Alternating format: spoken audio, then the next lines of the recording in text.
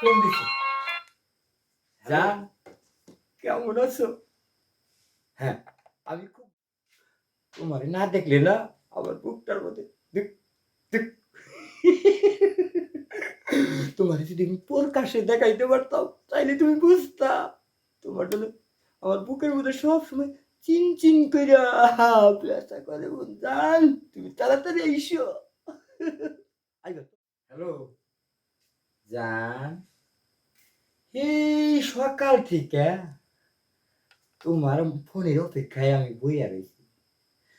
জানো জান, তোমার সাথে কথা না বললে আমার মনটার মধ্যে যে কি ধুকবুক করে জান। শোনো, তোমার সাথে কথা কইবার পারি নাই দেখে ঘুমাইবার পারি নাই।